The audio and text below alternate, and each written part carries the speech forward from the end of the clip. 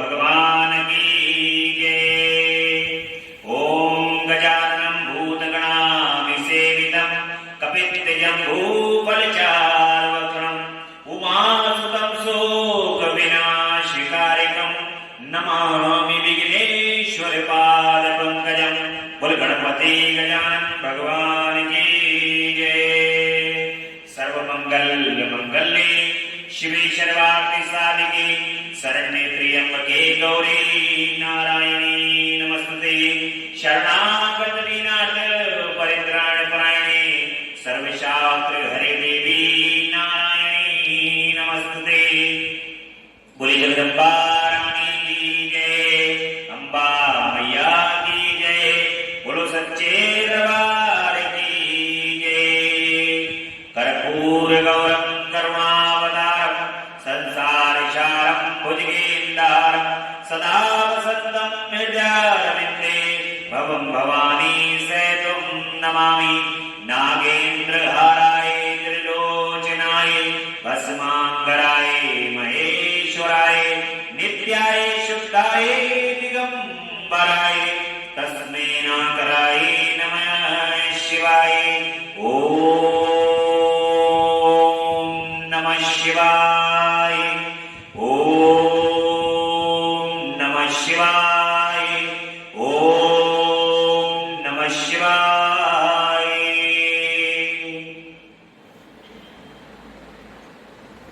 भगवान श्री गुरुदेव की असीम अनुकंपा से, माता पिता के आशीर्वाद, आप सभी भक्तों के भाग्य के कारण, प्रेम श्रद्धा विश्वास निष्ठा के कारण जगदम्बा पराअम्बा पराशक्ति भगवान भूत भावक भोलेनाथ की असीम अनुकंपा से आज भगवान की स्वयं साक्षात स्वरूप शिव पुराण की कथा का आज 20वां दिवस है। भगवान की कृपा उनकी कथा के माध्यम से हम सब पर 20 दिन से लगातार बरस रही है और उनकी कृपा से लगातार 20 दिन से उनकी कथा का श्रवण कर रहे हैं। जब प्रभु की इच्छा होती है, भूत भावक भोलेनाथ और जगदम्बा की जब इच्छा होती है, तभी इस संसार में कोई कार्य होगा। संपूर्ण संसार लीला क्षेत्र भगवान शिव और जगदम्बा का ही है। यह जो कथा हो रही है, ये भी भगवान शिव और जगदम्बा की लीला ही तो है। जब तक भगवान शिव और जगदम्बा लीला नहीं करेंगे, कथा को श्रवण करने का सौभाग्य प्राप्त हो ही नहीं। इसलिए प्रतिदिन जब वो चाहते हैं, तब उनकी कथा को श्रवण करने का सौभाग्य प्राप्त होता है। इस कलिकाल में जिन भक्तों को भगवान पर जिस आस्था होती है, श्रद्धा होती है, विश्वास होता है, भगवान अपनी कृपा अपने नाम के स्मरण के साथ, अपनी कथा के श्रवण के साथ करते हैं। जो भक्त परम श्रद्धा और विश्वास से भगवान की कथा को सुनते हैं और भगवान की कथा का प्रतिदिन पान करते हैं, ऐसे भक्तों को पल पल क्षण क्षण भगवान दर्शन प्रदान करते हैं। और भगवान के शिव पुराण की कथा भगवान के दर्शन का विशेष साधन है। जो भक्त नित्य मन लगा करके भगवान की कथा को सुनते हैं, ये निश्चय है कि भगवान शिव किसी न किसी माध्यम से पल पल क्षण क्षण दर्शन प्रदान करते हैं। ये श्रद्धा और विश्वास भगवान के लगन का ही तो प्रमाण है, उनकी कृपा है। और सभी भक्त जो ये कथा जिनके लिए YouTube के माध्यम से, WhatsApp के माध्यम से प्रतिदिन पहुंच रही है, यदि वो भी श्रद्धा और भाव से इस कथा को प्रतिदिन सुनेंगे और सुन रहे हैं, उन भक्तों पर भी भगवान की कृपा बड़ी सहजता से बरसती है। क्योंकि ये आवश्यक नहीं है कि आप अपने शरीर के माध्यम से ही इस कथा स्थल पर पहुंचे।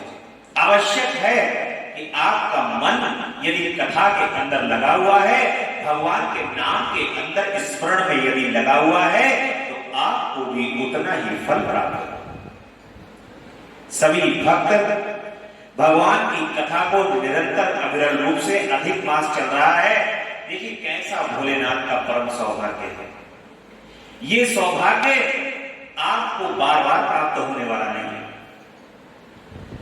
ये सौभाग्य 19 वर्षों के बाद प्राप्त हुआ है। 19 वर्ष के बाद 2 श्रावण मास आए। एक श्रावण मास अधिक और दूसरा श्रावण मास शुद्ध श्रावण मास जिसको कहा है। इन दोनों श्रावण मास में भगवान शिव ने कैसी कृपा की है, जो उनके शिव भक्तों को भगवान शिव पर प्रतिदिन पूजन अर्चन करने, बेलपत्री, दूर्वा, अंकुरान और पुष्प चढ़ाने का जो सौभाग्य प्राप्त हुआ है, ये सौभाग्य बार बार मनुष्य शरीर को धारण करने के बाद व्यक्ति को प्राप्त नहीं। इसलिए इस समय को व्यर्थ न जाते हुए, व्यर्थ न करते हुए भगवान के श्री चरण कमल का विशेष तौर पर स्मरण करते रहें। उनके श्री चरण कमल का पूजन बंधन और उनकी कथा को प्रतिदिन अपने कर्ण के माध्यम से हृदय में स्थापित करते हैं। भगवान की कल की कथा में चल रहा था कि कौन सी वस्तु से किस प्रकार से भगवान फल प्रदान करते, कौन सा पुष्प चढ़ा दे, कौन सी सामग्री चढ़ा दे, जिससे भगवान जो है अति प्रसन्न होकर के हमें उस वस्तु का फल प्रदान करे।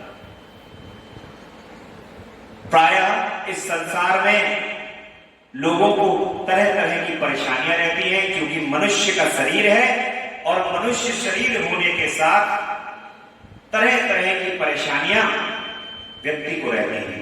और उन परेशानियों को आप यकीन मानिए, परेशानी होना ये तो सृष्टि का नियम है, कर्म का खेल है।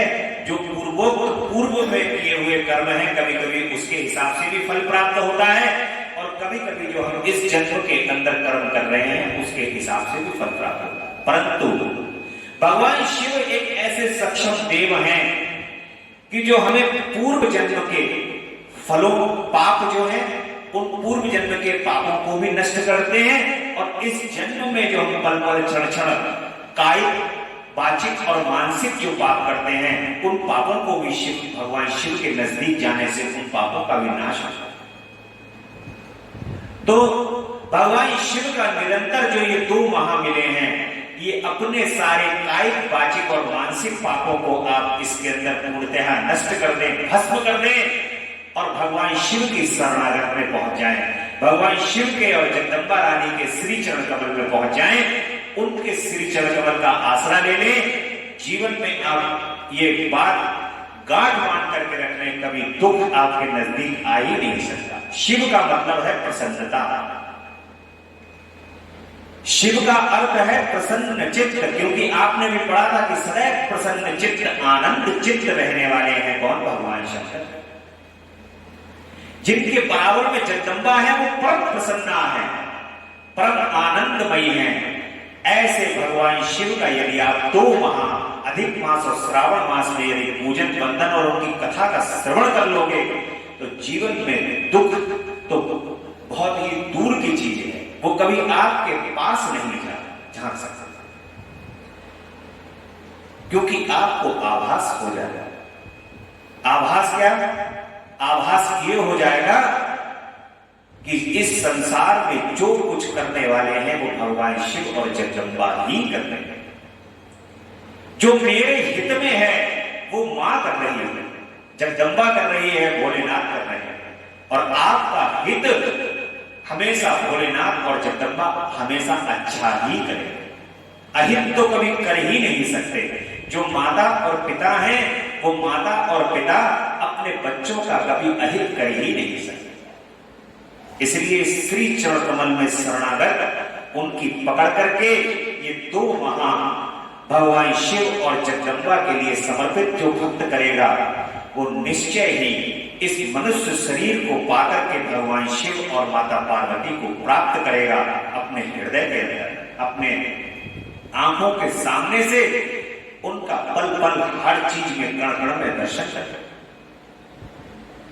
बोले जगदम्बा रानी की जय, भूत भावन भगवान की जय। आज की कथा में सृष्टि का वर्णन, किस प्रकार से सृष्टि का वर्णित होती है। तदंतर नारद जी के पूछने पर ब्रह्मा जी कहते हैं कि मुनि, हमें पूर्वोक्त आदेश देकर जब महादेव अंतर्ध्यान हो गए, तब मैं उनकी आज्ञा का पालन करने के लिए ध्यान मग्न हो कर्तव्य का विचार करने लगा। उस समय भगवान शंकर को नमस्कार करके श्री हरि से ज्ञान पाकर परमानंद को प्राप्त हो मैंने सृष्टि करने का ही निश्चय किया।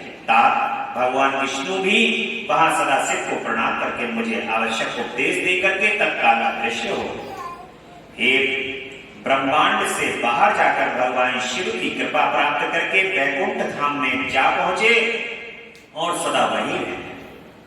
मैंने सृष्टि की इच्छा से भगवान शिव और विष्णु भगवान का स्मरण किया करके पहले रचे हुए जल में अपनी अंजलि डालकर जल को ऊपर की ओर उछाला। इससे वहां एक अंड प्रकट हुआ, 24 तत्वों का समूह, जिसको 24 तत्वों का समूह कहा जाता है। विप्रवर वह विराट आकार वाला जड़ रूप ही था। जो अंड था वो जड़ रूप था। उसमें चेतनता ना देखकर मुझे बड़ा संशय हुआ और मैं अत्यंत कठोर तप करने लगा।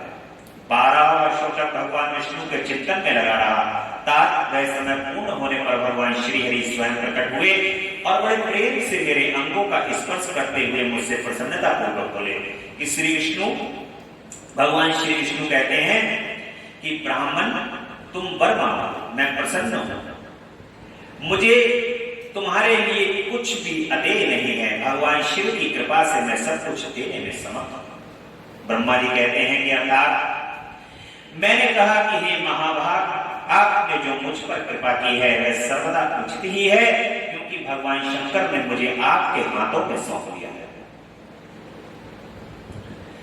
विष्णु प्रभु आपको नमस्कार है, मैं आपसे जो कुछ मांगता हूं उसे दीजिए।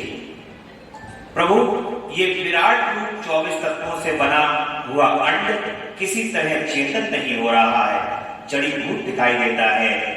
हर समय भगवान शिव की कृपा से आप इस समय भगवान शिव की कृपा से आप प्रकट हुए हैं, अतः शंकर जी सृष्टि शक्ति या विभूति से प्राप्त हुए इस अंड में चेतना को लाइए। मेरा ऐसे कहने पर शिव की आज्ञा में तत्पर रहने वाले भगवान विष्णु ने अनंत रूप का आश्रय उस अंड में प्रवेश किया। उस समय उन परम पुरुष के सहस्त्रों मस्तक, सहस्त्रों नेत्र और सहस्त्रों पैर थे। उन्होंने भूमि को सब ओर से घेरकर उस अंड को व्याप्त कर लिया। मेरे ओर भली भांति स्तुति की जाने पर जब श्री विष्णु ने उस अंड में प्रवेश किया, तब वह 24 तत्वों का विकार रूप अंड सचेतन हो गया। पाताल से लेकर सत्यलोक तक की अवधि वाले उस अंड रूप में वहां साक्षात श्री हरि ही विराजमान है। उस विराट अंड में व्यापक होने से ही वे प्रभु बैराज पुरुष कह रहा है। पंचमुख महादेव ने केवल अपने रहने के लिए सुरंग कैलाश नगर का निर्माण किया, जो सब लोगों से ऊपर सुशोभित होता है। देवऋषि, संपूर्ण ब्रह्मांड का नाश हो जाने पर भी वैकुंठ और कैलाश, इन दो धामों का कभी नाश नहीं होता। मुनि श्रेष्ठ, मैं सत्यलोक का आश्रय लेकर रहता हूं, तात महादेव की आज्ञा से ही मुझ में सृष्टि रचने की इच्छा उत्पन्न हुई। मुझ में सृष्टि रचने की इच्छा उत्पन्न हुई। बेटा, जब मैं सृष्टि की इच्छा से चिंतन करने लगा, उस समय पहले मुझसे अनजाने में ही पापपूर्ण तमोगुणी सृष्टि का प्रादुर्भाव हुआ, जिसे अविद्या पंचक अथवा पंचरवा अविद्या कहते हैं। तदंतर प्रसन्न चित्त भाव से भगवान शिव की आज्ञा से मैं पुनः अनाशक्त भाव से सृष्टि का चिंतन करने लगा। उस समय मेरे द्वारा स्थावर संज्ञक वृक्ष आदि की सृष्टि हुई, जिसे मुख्य सर्ग कहते हैं। यह पहला सर्ग उसे देखकर तथा वह अपने लिए पुरुषार्थ का साधक नहीं है, यह जानकर सृष्टि की इच्छा वाले मुझ ब्रह्मा से दूसरा सर्ग प्रकट हुआ, जो दुख से भरा हुआ था। उसका नाम त्रियक स्तोत्रा है। वह सर्ग भी पुरुषार्थ का साधक नहीं था, उसे भी पुरुषार्थ साधन की शक्ति से रहित जान मैं पुनः सृष्टि का चिंतन करता। तब मुझसे शीघ्र ही तीसरे सात्विक सर्ग का प्रादुर्भाव हुआ, जिसे ऊर्ध्व श्रोता कहते हैं। ये देव सर्ग के नाम से विख्यात हुआ। देव सर्ग सत्यवादी तथा अत्यंत सुखदायक है, उसे भी पुरुषार्थ साधन की रुचि एवं अधिकार से रहित मानकर मैंने अन्य सर्ग के लिए अपने स्वामी श्री शिव का चिंतन आरंभ किया। तब भगवान शंकर की आज्ञा से एक रजोगुणी सृष्टि का प्रादुर्भाव हुआ, जिसे अर्वाक्र श्रोता कहा जाता है। इस सर्ग के प्राणी मनुष्य जो पुरुषार्थ साधन के उच्च अधिकारी हैं, तदंतर महादेव की आज्ञा से भूत आदि की सृष्टि हुई। इस प्रकार मैंने 5 तरह की वैकृत सृष्टि का वर्णन किया। इसके सिवा 3 प्राकृत सर्ग भी कहे गए हैं, जो मुझ ब्रह्मा के सानिध्य में प्रकृति से ही प्रकट हुए। इसमें पहला महत्व का सर्ग है, दूसरा सूक्ष्म भूतों अर्थात तन्मात्राओं का सर्ग है और तीसरा वैकारिक सर्ग कहा जाता है। इस तरह ये 3 प्राकृत सर्ग हैं। प्राकृत और वैकृत दोनों प्रकार के सर्गों को मिलाने से 8 सर्ग होते हैं। इनके सिवा 9वां कौमार सर्ग है, जो प्राकृत और वैकृत भी है। इस सब के उपदेश ब्रह्मा जी किस प्रकार से सृष्टि का भगवान यहाँ पर रचना की है, ये ब्रह्मा जी को उपदेश देने लगते हैं और बताने लगते हैं कि इस प्रकार से सृष्टि का मैंने उत्पत्ति की। वहां पर भगवान महादेव आ जाते हैं। मैं जन्म और मृत्यु के भय से युक्त असोहन जीवों की सृष्टि नहीं करूं, क्योंकि मैं कर्मों के अधीन हो दुख के समुद्र में डूबे। मैं तो दुख के सागर में डूबे हुए उन जीवों का उद्धार मात्र करूंगा। गुरु का स्वरूप धारण करके उत्तम ज्ञान प्रदान कर उन सबको संसार सागर से पार करूंगा। भगवान शिव जब सृष्टि की रचना हो जाती है, तब महादेव आ जाते हैं, प्रकट हो जाते हैं। जब सृष्टि की रचना हो जाती है और वो कहते हैं जन्म और मृत्यु के भय से युक्त अशोभन जीवों की सृष्टि में नहीं करूं, क्योंकि वे कर्मों के अधीन हो दुख के समुद्र में डूबे रहे। कर्म के अधीन होकर के भगवान कहते हैं कि वो दुख के सागर में डूबे रहेंगे। मैं तो दुख के सागर में डूबे हुए उन जीवों का उद्धार करूंगा। भगवान कह रहे हैं जो दुख के सागर में डूबे हुए जीव हैं, मैं उनका उद्धार करूंगा। गुरु का स्वरूप धारण करूंगा और संसार सागर से पार करूंगा। प्रजापति, दुख में डूबे हुए सारे जीवों की सृष्टि तो तुम ही करो। मेरी आज्ञा से इस कार्य में प्रवृत्त होने के कारण तुम्हें माया नहीं बांध सकेगी।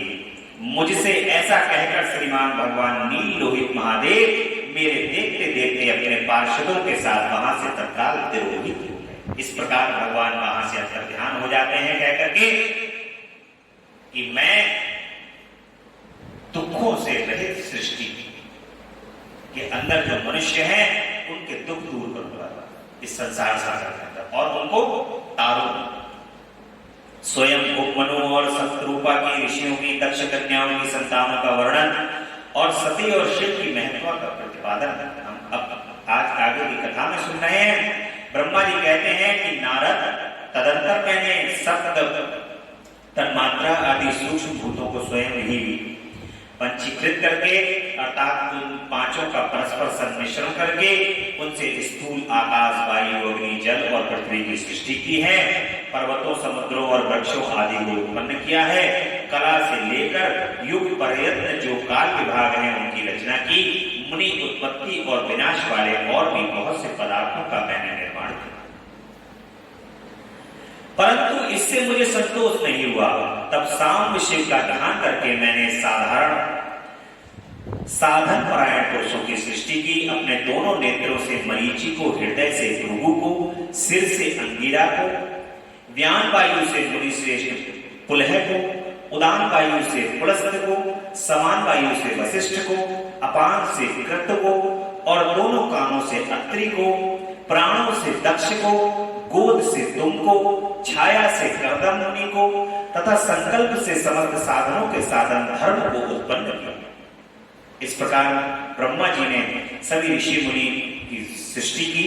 मुनि श्रेष्ठ इस तरह के उत्तम साधकों की सृष्टि करके महादेव की कृपा से मैंने अपने आप को तत्पश्चात संकल्प से उत्पन्न हुए धर्म मेरी आज्ञा से मानव रूप धारण करके साधकों की प्रेरणा में साधन में लग गए। इसके बाद मैंने अपने विभिन्न अंगों से देवता असुरों आदि के रूप में असंख्य पुत्रों की सृष्टि करके उन्हें भिन्न भिन्न शरीर प्रदान किए। मुनि तदंतर अंतर्यामी भगवान शंकर की प्रेरणा से मैंने शरीर को दो भागों में विभक्त करके मैं दो रूप वाला हो गया। नारद आधे शरीर से मैं स्त्री हो गया और आधे से पुरुष। उस पुरुष ने उस स्त्री के गर्भ से सर्व साधन समर्थ उत्पन्न जोड़ों को उत्पन्न किया।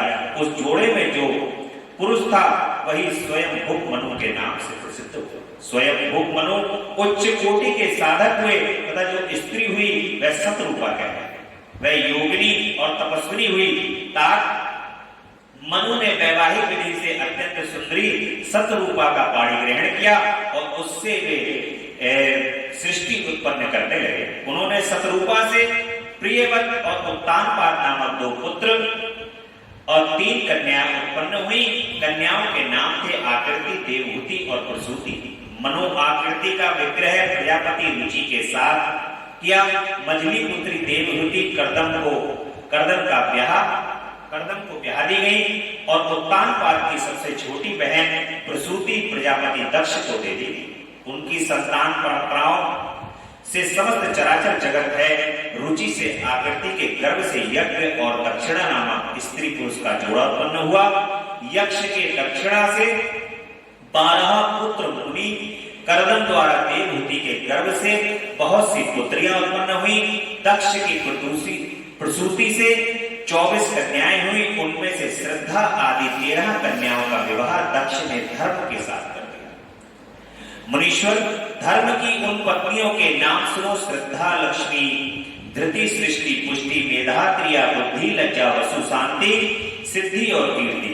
ये सब 13 हैं। इनमें से छोटी जो शेष 11 सुलोचना कन्याएं थी उनके नाम इस प्रकार हैं: ख्याति, सती, संभूति, स्मृति, प्रीति, क्षमा, सन्नति, अनुसुईया, ऊर्जा, स्वाहा तथा स्वधा। भृगु, शिव, मरीच, अंगिरा, मुनि, पुलस, पुलह, मुनि श्रेष्ठ, कृत, अत्रि, वशिष्ठ, अग्नि और पितरों ने क्रमशः इन ख्याति आदि कन्याओं का पाणी ग्रहण किया। भृगु आदि मुनि श्रेष्ठ साधक है। इनकी संतानों से चराचर प्राणियों सहित सारी त्रिलोकी भरी हुई है। इस प्रकार अंबिकापति महादेव की आज्ञा से अपने पूर्व कर्मों के अनुसार बहुत से प्राणी असंख्य श्रेष्ठ द्विजों के रूप में उत्पन्न हुए। कल्प भेद से दक्ष के 60 कन्याएं बताई गई हैं। उनमें से 10 कन्याओं का विवाह उन्होंने धर्म के साथ किया। 27 कन्याएं चंद्रमा को ब्याह ली गई और विधि पूर्वक 13 कन्याओं के हाथ दक्ष ने कश्यप के हाथ में दे दी।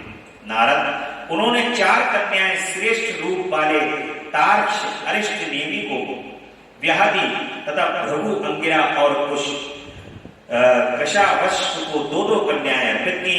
इन स्त्रियों से उनके पतियों द्वारा बहुसंख्यक चराचर प्राणियों की उत्पत्ति हुई। मुनि श्रेष्ठ, दक्ष ने महात्मा कश्यप को जिन 13 कन्याओं का विधि पूर्वक दान दिया उनकी संतानों ने सारी त्रिलोकी व्याप्त है। स्थावर और जंगम कोई भी सृष्टि ऐसी नहीं है जो कश्यप की संतान से शून्य हो। देवता, ऋषि, दैत्य, वृक्ष, पक्षी, पर्वत, तृण, लता आदि सभी कश्यप पत्नियों से पैदा हुए हैं। इस प्रकार दक्ष कन्याओं की संतानों से सारा चराचर जगत व्याप्त है। पाताल से लेकर सप्तलोक पर्यंत समस्त ब्रह्मांड निश्चय ही उनकी संतानों से सदा भरा रहता है, कभी खाली नहीं होता। इस तरह भगवान शंकर की आज्ञा से ब्रह्मा जी ने भली भांति सृष्टि की। पूर्व काल में सर्वव्यापी शंभु ने उन्हें तपस्या के लिए प्रकट किया था तथा रुद्रदेव ने त्रिशूल के अग्रभाग पर रखकर जिनकी सदा रक्षा की है वे सती देवी लोकहित का कार्य संपादन करने के लिए दक्ष से प्रकट हुई। उन्होंने भक्तों के उद्धार के लिए अनेक लीलाएं की। इस प्रकार देवी शिवा ही सती होकर भगवान शंकर से ब्याही गई, किंतु पिता के यज्ञ में पति का अपमान देख उन्होंने अपने शरीर को त्याग किया और फिर उसे ग्रहण नहीं किया। वे अपने परम पद को प्राप्त हो गई। फिर देवताओं की प्रार्थना से वे ही शिवा पार्वती के रूप में प्रकट हुई और बड़ी भारी तपस्या करके उन्हें पुनः भगवान शिव को उन्होंने प्राप्त कर लिया। मुनीश्वर, इस जगत में अनेक अनेक नाम प्रसिद्ध हुए। उनके कालिका, चंडिका, भद्रा, चामुंडा, विजया, जया, जयंती, भद्रकाली, दुर्गा, भगवती, कामाख्या, कामदा, अम्बा, मुडानी और सर्वमंगला आदि अनेक नाम हैं जो भोग और मोक्ष को देने वाले। ये सभी नाम उनके गुण और कर्मों के अनुसार है। मुनि श्रेष्ठ नारद, इस प्रकार मैंने सृष्टि का क्रम तुमसे वर्णन किया। ब्रह्मांड का सारा भाग भगवान शिव की आज्ञा से मेरे द्वारा रचा गया है। भगवान शिव को परब्रह्म परमात्मा कहा गया है। मैं विष्णु द्वारा तथा रुद्र, ये तीन देवता गुण भेद से उन्हीं के रूप बदलाए हैं। वे मनोरम शिवलोक में शिवा के साथ स्वच्छंद विहार करते हैं। भगवान शिव स्वतंत्र परमात्मा, निर्गुण और सगुण भी वे।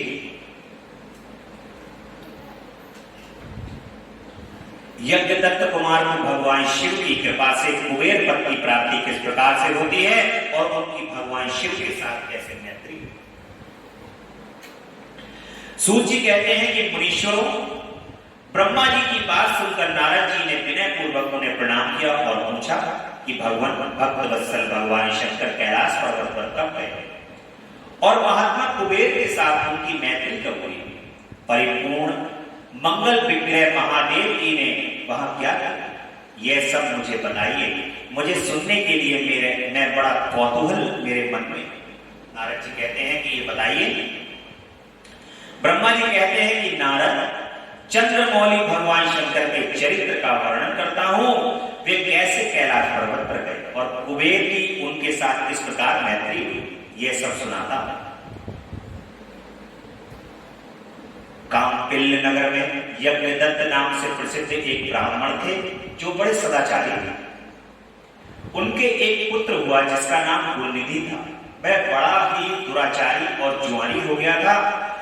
पिता ने अपने उस पुत्र को त्याग दिया। वह घर से निकल गया और कई दिनों तक भूख में भटकता रहा। एक दिन वह नैवेद्य चुराने की इच्छा से एक शिव मंदिर में गया। वहीं उसने अपने वस्त्र को जलाकर उजाला किया, यह मानो उसके द्वारा भगवान शिव के लिए दीप दान किया। तत्पश्चात वह चोरी में पकड़ा गया और उसे प्राणदंड मिला। उसके कुकर्मों के कारण वह यमदूतों द्वारा बांधा गया। इतने में ही भगवान शंकर के पार्षद वहां आ गए और उन्होंने उसे उनके बंधन से छुड़ा लिया। शिव गणों के संग से उसका हृदय शुद्ध हो गया, अतः वह उन्हीं के साथ तत्काल शिवलोक में चला गया। वहां सारे दिव्य भोगों का उपभोग तथा उमा महेश्वर का सेवन का दर्शन करके कालांतर में वह कलिंग राज अरिंदम का पुत्र हुआ। देखिए, गुणनिधि नाम का ये जो बालक है, जो अपने जीवन के अंदर अत्यंत जुआरी, शराबी और चोरी करने वाला व्यक्ति है, परंतु जब भूख से बिलखता हुआ ये भगवान शिव के मंदिर के अंदर पहुंचता है और अपने वस्त्र को फाड़ करके वहां अग्नि काहे के लिए प्रज्वलित करता है, रोशनी हो जाए, रोशनी हो जाए, इसमें उसको नैवेद्य दिखाई देने लगे। यानी कि जो हम भगवान को भोग लगाते हैं वो भोग दिखाई देने लगे तो उसकी भूख मिट जाए। भूखा रह करके जब उसने दीप प्रज्वलित किया भगवान के लिए, तो भगवान भोलेनाथ तो इतने प्रसन्न है, वो ये थोड़ी ना देख रहे हैं कि तुम क्या करने आए, वो तो ये देखते हैं कि कर क्या दिया जाए। भगवान तो मन तो देखते ही नहीं है कि मन में क्या चल रहा है, वो तो ये देखते हैं आ गया, आने के बाद ये कर्म कर दिया, कर्म का ये फल लो। और भगवान शिव का जो कर्म का फल है वो साक्षात भगवान शिव की प्राप्ति ही। भगवान शिव का जो आप पूजन कर रहे हैं, वंदन कर रहे हैं, उनकी कथा सुन रहे हैं, इसका फल जानते हैं क्या है? इसका फल है भगवान शिव की प्राप्ति। सीधा सीधा भगवान शिव ने ये समझ लिया कि इसने जो है वो ये दीप प्रज्वलित किया है, ये तो गुणनिधि जो है वो मेरा है। और जब यमदूत उसको लेने के लिए आते हैं तो भगवान शिव अपने पार्षदों को भेज देते हैं और वो यमदूत गुणनिधि को अपने पार्षदों से छुड़ा करके शिवलोक में ले गए। बड़े सुंदर सुंदर जो उसके उदर में पीड़ा थी, भूख की, वो बड़े सुंदर सुंदर पकवान वहां पे भगवान खिलवाते हैं और उमा सहित भगवान शिव वहां पर दर्शन प्रदान करते हैं। कितना, क्योंकि उसके मन शुद्ध था, हृदय उसका शुद्ध था, इसलिए कि नैवेद्य चाहिए मुझे, और नैवेद्य मन में और कुछ नहीं था, कोई पाप, कोई कपट, कोई कुछ नहीं था। भगवान शुद्ध मन के अंदर निवास करते हैं। उसकी बात जो है वो भगवान ने देख करके उसको अपने धाम में लाया और उसको अपने कर्म के बंधन से मुक्त कर दिया। बाद में अब इसका देखिए, कालांतर में कलिंग राज अरिंदम का पुत्र हुआ, वहां उसके नाम का दम। वह निरंतर भगवान शिव की सेवा में लगा रहता। बालक होने पर भी वह दूसरे बालकों के साथ शिव का भजन किया करता था। वह क्रमशः युवावस्था को प्राप्त हुआ और पिता के परलोक गमन के पश्चात राज सिंहासन पर बैठे। राजा दम बड़ी प्रसन्नता के साथ सब ओर शिव धर्मों का प्रचार करने लगा। भूपाल दम का दमन तथा करना दूसरों के लिए सर्वदा कठिन था। ब्राह्मण समस्त शिवालयों में, हे ब्रह्मा, समस्त शिवालयों में दीपदान करने के अतिरिक्त वे दूसरे किसी धर्म को नहीं जानते। अब देखिए, भक्ति शेष रह गई कि नहीं? जो भक्ति पूर्व जन्म में गुणनिधि ने एक दीप जला करके भगवान के लिए की थी, आज वो राजा बन करके समस्त संसार के अंदर जितने भी भगवान के शिवालय हैं, सभी शिवालयों के अंदर दीपदान कर रहा है। भक्ति कहां से प्रकट हुई? वहीं से प्रकट हुई। भक्ति कभी समाप्त नहीं, जैसे भगवान की कथा कभी समाप्त नहीं होती है, वैसे ही भक्ति कभी समाप्त नहीं होती। शरीर के जाने के बाद भी भक्ति का बीज यदि हृदय के अंदर है तो पुनः वहीं से प्रारंभ होगा। ये भगवान का ऐसा भक्ति को आशीर्वाद है, क्योंकि भक्ति तो अजर और अमर है। समस्त शिवालयों में दीपदान करने लगे, दूसरे किसी धर्म को नहीं जाना। उन्होंने अपने राज्य में रहने वाले समस्त ग्रामाध्यक्षों को बुलाकर यह आज्ञा दे दी कि शिव मंदिर में दीपदान करना सबके लिए अनिवार्य है। जिस ग्राम्याध्यक्ष के गांव के पास जितने शिवालय हों, वहां बिना कोई विचार किए सदा दीप जलाना चाहिए। आजीवन इसी धर्म का पालन करने के कारण राजा दम ने बहुत बड़ी धर्म संपत्ति का संचय कर लिया। फिर वे काल धर्म के अधीन हो गए। दीपदान की वासना से युक्त होने के कारण उन्होंने शिवालयों में बहुत से दीप जलवाए और उनके फलस्वरूप जन्मांतर में वे रत्नमय दीपों की प्रभा के आश्रय हो अलकापुरी के स्वामी हुए। इस प्रकार भगवान शिव के लिए किया हुआ थोड़ा सा भी पूजन या आराधन समयानुसार महान फल देता है। ऐसा जानकर उत्तम सुख की रक्षा, सुख की इच्छा रखने वाले लोगों को शिव का भजन अवश्य करना चाहिए। भगवान शिव के पूजन वंदन करने से भगवान शिव की परम कृपा प्राप्त होती है। जरा सा भी कुछ कर दो भगवान शिव के लिए। भोलेनाथ तो इतने भोले हैं, उनके लिए तो यदि केवल और केवल यही नियम बना लो कि एकदम दूर से भगवान का स्मरण कर लो और दर्शन कर लो। जो भक्त यही नियम बना लेते हैं, भगवान उसमें ही प्रसन्न हो जाते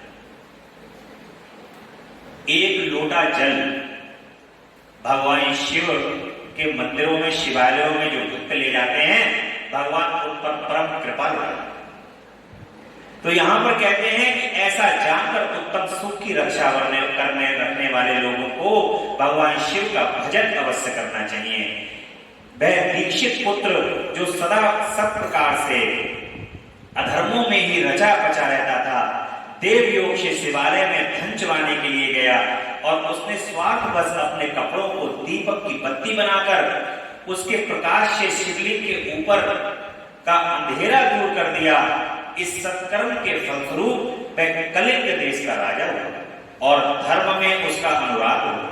फिर दीप की वासना का उदय होने से शिवालय में दीप जलवाकर उसने दिक्पाल का पद प्राप्त कर लिया। भगवान ने देखिए एक गुणनिधि जो अपना वस्त्र जला करके भगवान शिव के उजाला कर रहा है, अगले जन्म में राजा बनता है और राजा बनने के बाद सभी शिवालयों के अंदर अपने जितने भी ग्राम के अध्यक्ष हैं उनको आज्ञा देता है कि सब में दीपदान होगा, सब जगह दीपक जलेगा। भगवान की कृपा से वो दिक्पाल बना दिया।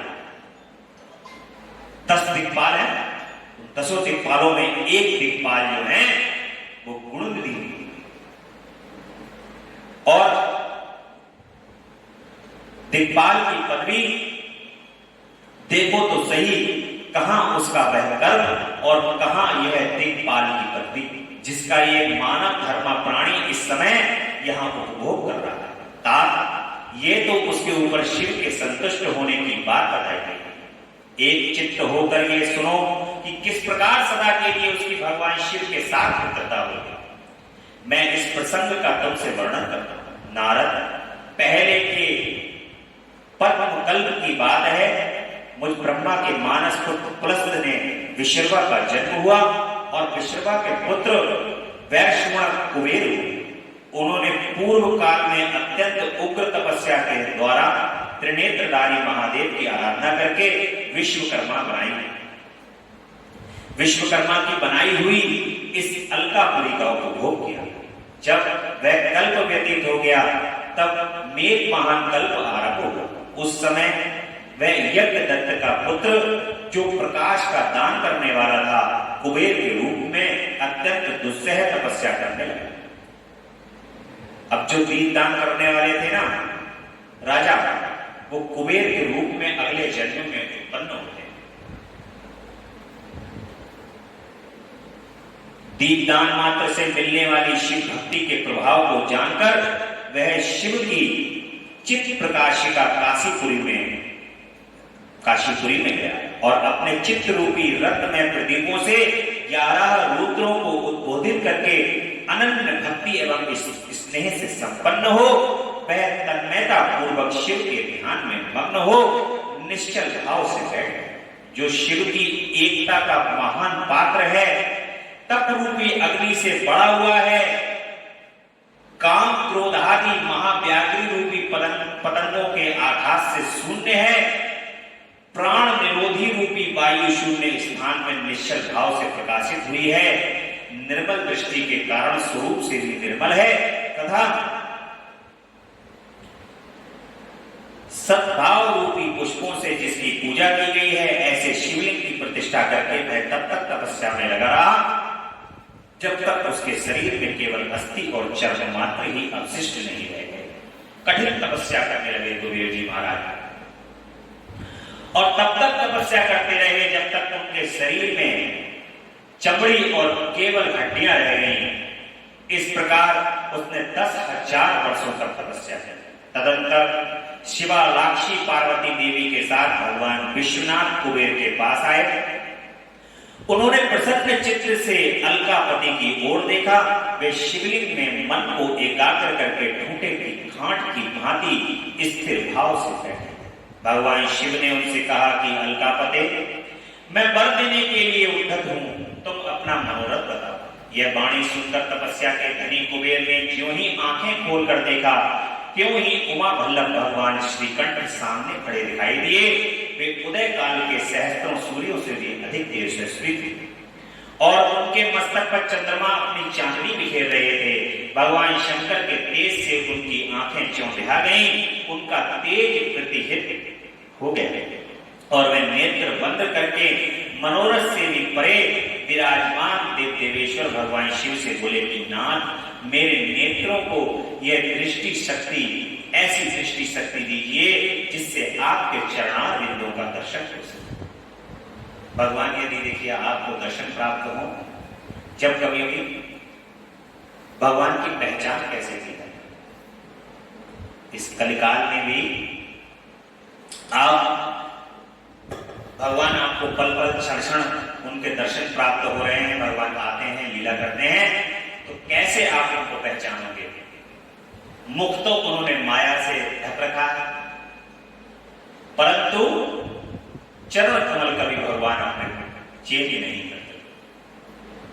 जो भक्त भगवान को जानते हैं, भगवान के श्री चरण कमल की जिनको पहचान है, उन श्री चरण कमल का जो दास है, वो दास अपने प्रभु के श्री चरण कमल को पहचान, वो दास अपने प्रभु के चरण को देख करके ये जान लेता है कि मेरे प्रभु ये आज स्वयं भगवान जो है वो मेरे समक्ष हैं, इसलिए सदैव भगवान के श्री चरण कमल का पूजन करना चाहिए। क्योंकि भक्त के लिए तो उनके श्री चरण कमल से बढ़कर के कोई अन्यथा कोई दूसरी वस्तु नहीं। भगवान के श्री चरण कमल ही भक्त के लिए सब कुछ सर्वोपरि, इसलिए सदैव उनके श्री चरण कमल का दर्शन करना चाहिए, उनका स्मरण करना चाहिए। जब श्री चरण कमल स्मरण में रहते हैं तो भगवान अनेकों लीलाओं को धारण करते हुए भी आपके समक्ष आएंगे। आप बड़ी सहजता से श्री चरण कमल को देख करके उनकी लीला को समझ जाते। और ऐसा हो ही नहीं सकता कि जब भगवान भक्त के सामने आते हैं तो भगवान अपने चरण बार बार अपने चरण का और भगवान इशारा करते हैं, अपने चरण को दिखाते हैं। ऐसा मैंने अपने परम पूज्य पिता के श्री मुख से अनेक बार सुना। जगदंबा के उन्होंने अनेक बार दर्शन किए हैं अपने नेत्रों से, और ऐसा बताया है कि मां के श्री चरण कमल को देखने के बाद हमेशा आभास हो जाता था कि मां हमारे समक्ष है, मां हमारे पास है, जगदंबा हमसे दूर नहीं है। मां ने अनेक लीलाएं की हैं, परंतु उनके श्री चरण कमल को देखने के बाद यह आभास हो जाता था। ऐसी अनेक लीलाएं। और क्योंकि जब मां का खंड आएगा तो एक दो जो उनके साथ लीलाएं हुई हैं उसका वर्णन भी करेंगे, आप लोगों को सुनाएंगे। बोलो जगदंबा रानी की जय, भक्त वत्सल भगवान की जय। कुबेर की बात सुनकर के, ये वाणी सुनकर तपस्या के धनी कुबेर ने जो ही आंखें खोलकर देखा, त्यों ही उमा वल्लभ भगवान श्रीकंठ सामने खड़े दिखाई। वे उदय काल के सहस्त्रों सूर्यों से भी अधिक तेजस्वी थे और उनके मस्तक पर चंद्रमा अपनी चांदनी बिखेर। भगवान शंकर के तेज से उनकी आंखें चौंधिया गई, उनका तेज प्रतिहत हो गया। वे नेत्र बंद करके मनोरथ से भी परे विराजमान देव देवेश्वर शिव से बोले कि प्रभु मुझे दिखाई नहीं दे रहा, अपने श्री चरण कमल चरणारविंदों का दर्शन।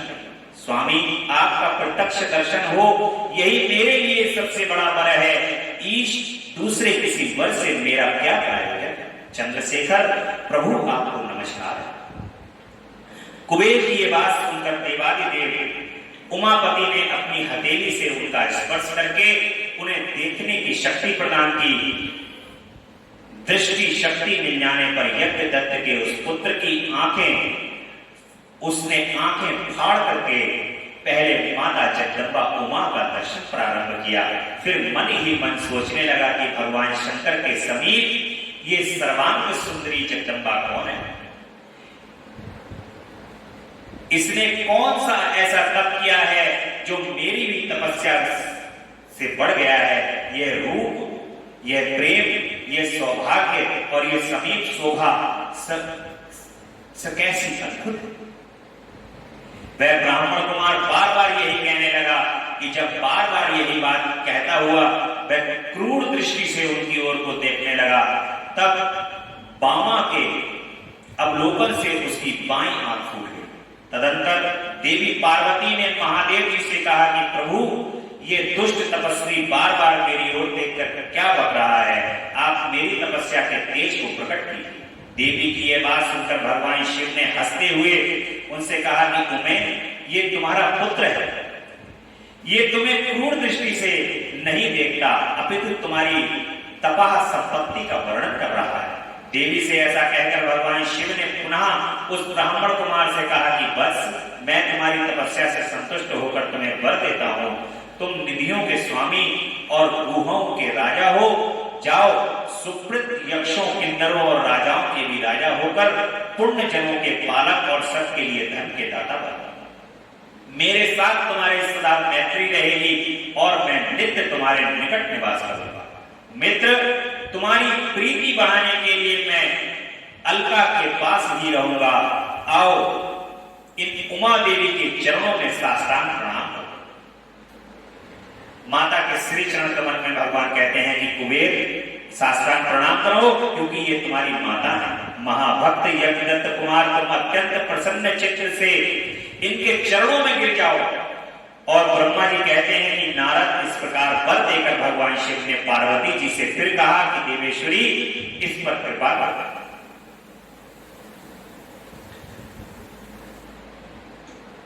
यह तुम्हारा पुत्र है। भगवान शंकर का यह कथन सुनकर जगदम्बा पार्वती ने प्रसन्न चित्त होकर यज्ञदत्त कुमार से कहा कि वत्स, भगवान शिव में तुम्हारी सदा निर्मल भक्ति बनी रहे। तुम्हारी बाईं आंख तो फूट गई, इसलिए एक ही पिंगल नेत्र से युक्त रहो। महादेव जी ने जो वर दिया है वे सब उसी रूप में तुम्हें सुलभ हो। बेटा, मेरे रूप के प्रति ईर्ष्या करने के कारण तुम कुबेर नाम से जाने जाओ। कुबेर जी की आंख, देखिए कभी कभी ऐसा प्रायोजन होता है कि व्यक्ति सही दृष्टि से भी देखता है, परंतु वो दृष्टि कभी कभी सही प्रायोजन में भी खराब दृष्टि दिखाई देती है। इसलिए जो विद्वान लोग होते हैं वो हमेशा ऐसी जगहों पर जाकर के अपनी दृष्टि को सदैव नीचे रखते हैं। अब कुबेर जी जो थे तन्मयता से वहां पर बैठे हुए, लेकिन दृष्टि जगदम्बा के लिए मन के अंदर उनके विचार आ गया।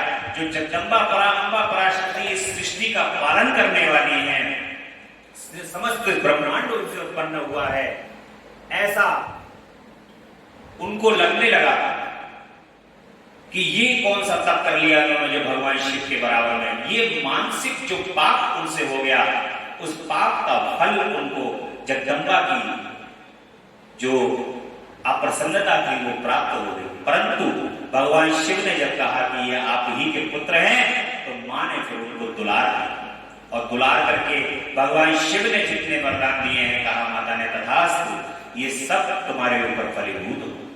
इसलिए जहां कहीं पर भी कोई व्यक्ति व्यापार करता है तो कुबेर जी वहां पर विराजित करते हैं।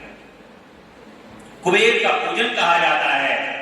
और जो गद्दी होती है जिसके ऊपर व्यक्ति बैठता है, वो गद्दी भगवान शिव की होती। भगवान शिव ने कहा है ना कि मैं सदैव तुम्हारे साथ रहूंगा। तो जो धन के लिए आपने, धन संचय के लिए जो आपने गल्ला बनाया है, वो तो कुबेर है।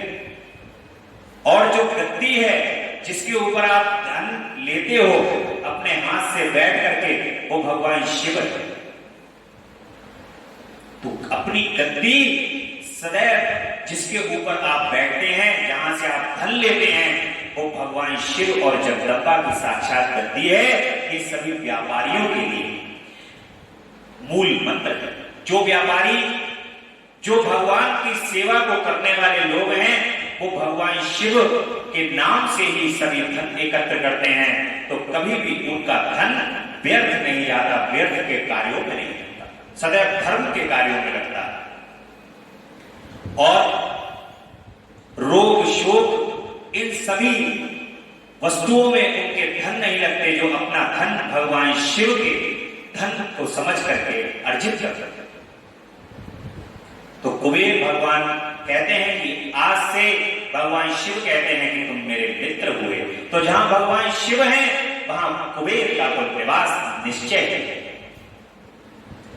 और इस प्रकार से जो कुबेर का और भगवान शिव का दीपावली को पूजन करते हैं और नित्य पूजन की जो स्मरण करके करते हैं, कुबेर जी भगवान शिव का भक्त होने के कारण शिव भक्तों पर सहज ही कृपा करते। बोले भक्तवत्सल भगवान की जय। इस प्रकार कुबेर को वर देकर भगवान महेश्वर पार्वती जी के साथ अपने विश्वेश्वर धाम में चले जाते हैं। इस तरह कुबेर ने भगवान शंकर की मैत्री प्राप्त की और अलकापुरी के पास जो कैलाश पर्वत है वह भगवान शंकर का निवास है। अब भगवान शिव जो है अलकापुरी में रह रहे हैं, कैलाश पर्वत पर कैसे रहे? भगवान शिव का कैलाश पर्वत पर गमन तथा सृष्टि खंड का उपसंहार।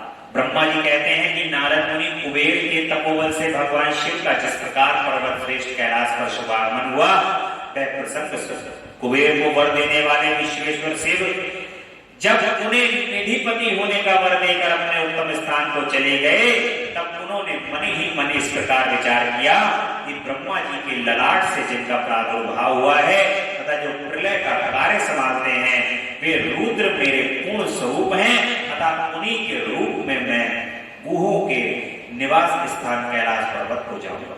उन्हीं के रूप में मैं कुबेर का मित्र बनकर उसी प्रकार उसी पर्वत पर विलास पूर्वक रहूंगा और बड़ा भारी तप करूंगा। शिव की इस इच्छा का चिंतन करके उन रुद्रदेव ने कैलाश जाने के लिए उत्सुक डमरू बजाया। डमरू की वह ध्वनि जो उत्साह बढ़ाने वाली थी तीनों लोगों में व्याप्त हो गई। उसका विचित्र एवं गंभीर शब्द आवाहन की भांति गति से युक्त था, अर्थात सुनने वालों को अपने पास आने के लिए प्रेरणा दे रहा था। इस ध्वनि को सुनकर मैं तथा भगवान विष्णु आदि सभी देवता ऋषि मूर्तिमान आलम निगम और सिद्ध वहां आ पहुंचे। देवता और असुर आदि सब लोग बड़े उत्साह से भरकर वहां आए। भगवान शिव के समस्त पार्षद तथा सब लोग वंदित महाभाग गणपाल कहीं भी थे वहां से वहां आ गए।